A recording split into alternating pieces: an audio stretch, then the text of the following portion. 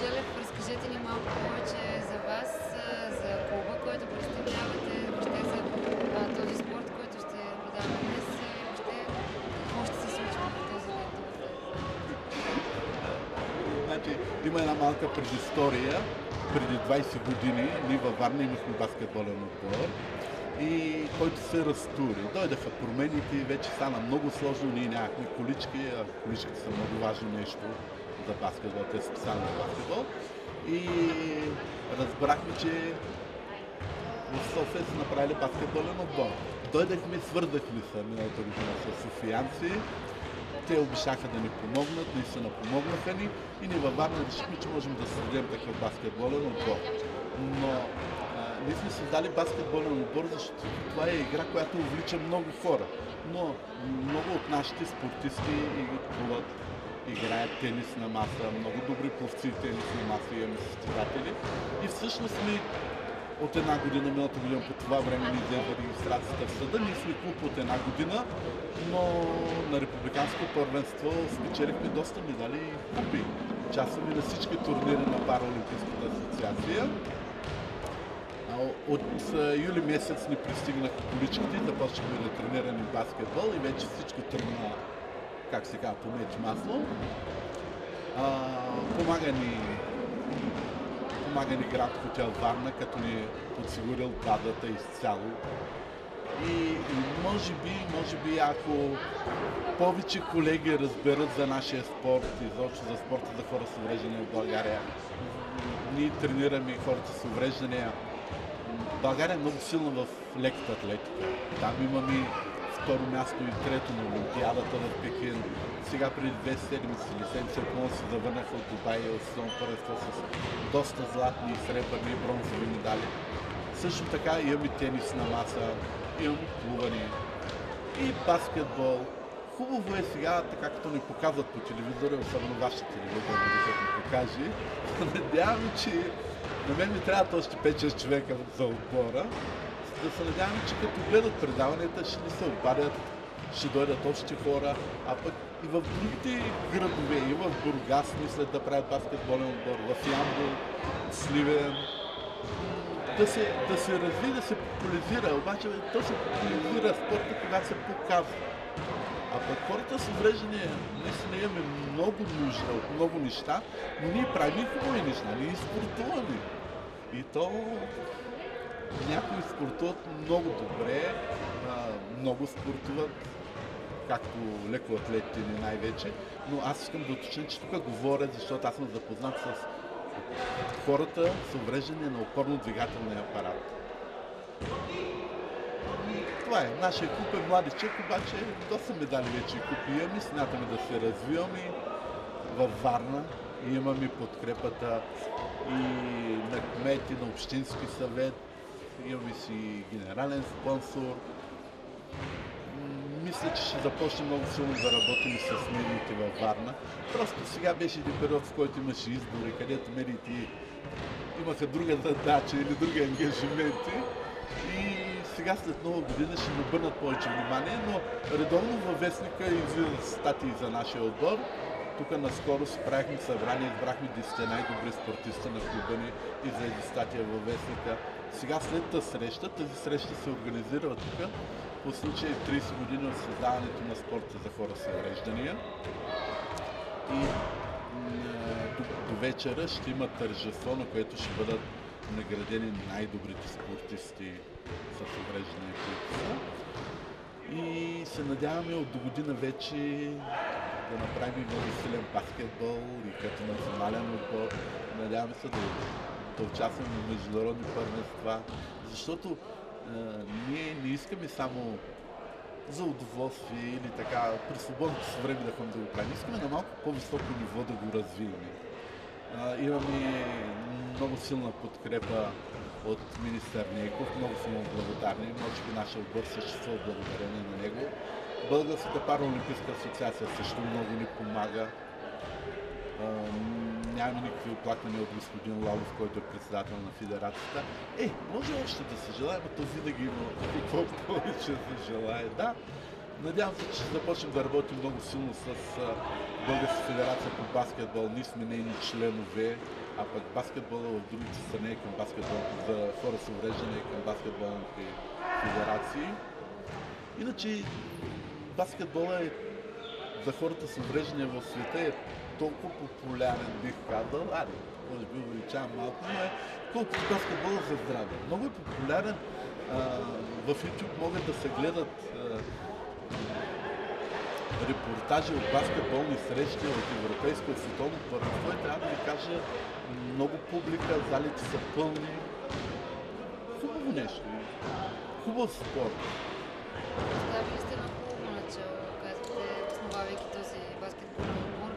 Някакви цели поставяте ли си ето национални отбори, чисто финансово ще можете ли да си обезпечите тези цели, за да можете да постигнете някакви добри резултати, съответно явявайки се на някакво първенство, има ли съответно такива първенства предстоящи? Да, значи нашите цели са много високи. Нещо стандартно казано, нали?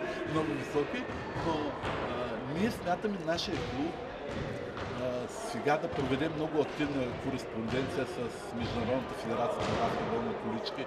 Искаме да се свържим с отбори от други държави, да видим къде има турнири. Планували сме турнир във Варна. Нашия спонсор Гранд Хотела ще поеме спането и настаняването на хората на отбори. И може би ще направим за първи път един международен турнир в България. Това го планираме към септември месец. Средства общината ни помага. Тази година и Министерство на спорта ни помогна, Българската параолимпийска асоциация малко ни помага и аз не ми се ще да ходя да се моля, ама видите ли, ние сме хора с увреждания, ама помогнете ни. Аз искам, като ни показват по медиите, като ни видят богати хора, бизнесмени, като ни видят какво правим, с какво желание, с каква стърв го правим, хора, които са много болни, защото в отбора трябва да има и болни хора. Той има правило такова, че трябва да има 14 точки, в зависимост от заболяване, всеки състезател на точки. Не може безразборно да има състезател в отбора. И се надявам да откликнат и бизнесмени. Аз ще използвам моите връзки във Варна, сега вече когато има какво да им покажа, да им кажа и просто ще им кажа, ето аз правя това и това, ако искате, помогнете. Самият баскетбол, който играят хората с увреждания, различава ли се по нещо от професионалния си баскетбол за здрави хора? Да. Баскетбола за хора с увреждания се играе, виждате, в същата зала с същите кошове и с по 5 човека. Но, нали ви казах, тук има условие, че всеки един състезател минава тестване и му се определят точки. И сбора от точките на 5 човека трябва да прави 14, което значи с по-голямо увреждане, параплегик на количка, той може да носи точка и половина. Примерно, ампутиран с един крак, зависи къде, носи 4, максимум 4, това е максимум. И това е разликата. Иначе всичко друго, 3 секунди в наказателното поле, 8 секунди скане по топката, 24 секунди атаката. Всичко е както при другия баскетбол. И ако щете и дрибалите, наказанията, всичко по правилата. Това е, че ние играем по-атрактивно, защото играем на количка, това е по-трудно. Количките специално пригодени ли са с Да, значи количките на баскетбол, и вие ги виждате, те са с наклонени колела, те са точно определени колко високи трябва да бъдат, не може да бъде много високо или много ниско. И са специално за баскетбол. Нашите колички на нашия отбор специално ми ги донесаха от Китай. И съм много доволен. Разбира се, немските колички на Мера са най-добрите за баскетбол, но на този етап не можем да се разрешим. Може би или нека направим хубав отбор, като направим силен национален отбор, тогава вече може да се разрешим по-професионални и по-леки, защото 5 кг тежи една количка на Мейера, докато нашите в момента тежат 11.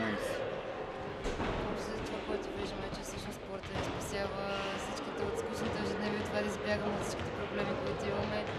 Може би се надяваме, че повече хора ще се присъединят към вашите отбори, въобще на всички отбори. Колко отбори има въобще в България? Имате ли представа? Варна и София. Сега говореха с мене и аз обещах да им помогна на Бургас, там да се съставят отбор.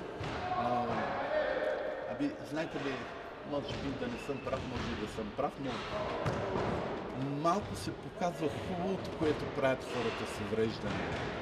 А пък спорта е нещо, което дава и самочувствие, дава изява, то показва, че ти можеш да правиш нещо. То не е просто забавление. Има го и забавление, защото ако не ти е забавно, няма да го тренираш. Но това е и страхотна рехабилитация.